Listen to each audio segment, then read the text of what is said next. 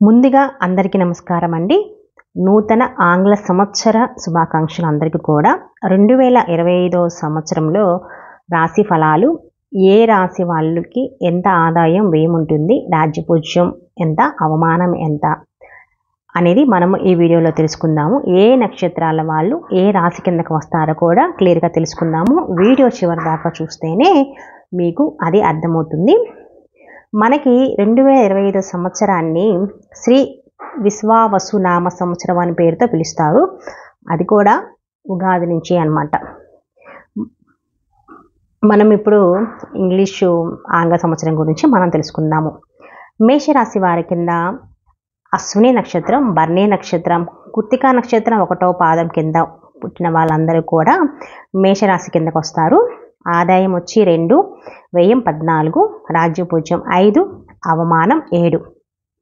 వృషభ రాశి కృత్తికా నక్షత్రం 2, 3, 4 పాదాలు, రోహిణి మృగశిర నక్షత్రం 1, 2 పాదాలు పుట్టిన వారందరూ కూడా వృషభ రాశి కిందకు వస్తారు.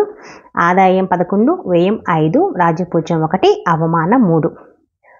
మిథున రాశి మృగశిర నక్షత్రం 3, 4 పాదాలు, ఆరుద్ర పునర్వసు నక్షత్రం 1, 2, 3 పాదాల కింద జన్మించిన వారందరూ కూడా మిథున రాశి కిందకు వస్తారు. ఆదాయం 14, వ్యయం 2, రాజ్యపూజ్యం 3, అవమానం 3. కర్కాటక రాశి పునర్వసు 4వ పాదం, పుష్యమి ఆశ్లేష నక్షత్రాలు 4 పాదాలు కలిపి మనకి కర్కాటక రాశి కిందకు వస్తారనమాట పుట్టిన వారందరూ కూడా. ఆదాయం 8, వ్యయం 2, రాజ్యపూజ్యం 7, అవమానం 3. సింహరాశి మక పుబ్బ ఉత్తర 1వ పాదం, అంటే మక అన్ని పాదాలు, పుబ్బ 4 పాదాలు, ఉత్తర నక్షత్రం 1వ పాదం పుట్టిన వాళ్ళందరూ కూడా మనకి సింహరాశి కిందకి వెళ్తారు. ఆదాయం 11, వ్యయం 11, రాజ్యపూజ్యం 3, అవమానం 6. కన్యారాశి ఉత్తర 2, 3, 4 పాదాలు, హస్త చిత్ర 1, 2 పాదాలు కింద పుట్టిన వాళ్ళందరూ కూడా కన్యారాశి కిందకి వెళ్తారు. ఆదాయం 14, వ్యయం 2, రాజ్యపూజ్యం 6, అవమానం 6.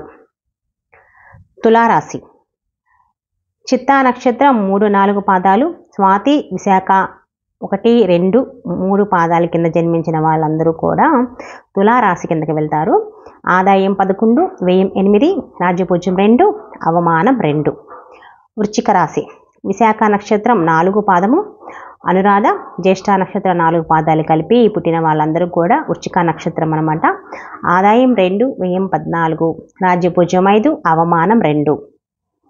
మకర రాశి ఉత్తరాషాఢ నక్షత్రం 2, 3, 4 పాదాలు, శ్రవణ ధనిష్ట 1, 2 పాదాల కింద పుట్టిన వాళ్ళందరూ కూడా మనకి మకర రాశి కిందకు వెళ్తారు. ఆదాయం 8, వ్యయం 14, రాజ్యపూజ్యం 4, అవమానం 5.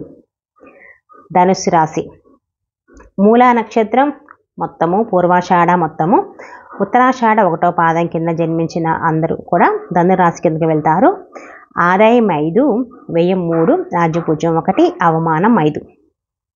కుంభరాశి ధనిష్ట 3, 4 పాదాలు, శతభిషం పూర్వభాద్ర 1, 2, 3, 4 పాదాల కింద పుట్టిన వాళ్ళందరూ కూడా కుంభరాశి కిందకి వెళ్తారు. ఆదాయం 8, వ్యయం 14, రాజ్యపూజ్యం 7, అవమానం 5. మీనరాశి పూర్వభాద్ర 4వ పాదము, ఉత్తరాభాద్ర అన్ని పాదాలు, రేవతి 4 పాదాలు కూడా పుట్టిన వాళ్ళందరూ కూడా మనకి మీన రాశి కిందకి వెళ్తారు. ఆదాయం 5, వ్యయం 3, రాజ్యపూజ్యం 3, అవమానం 1. వీడియో నచ్చితే మటుకు లైక్ చేసి కామెంట్ చేయండి.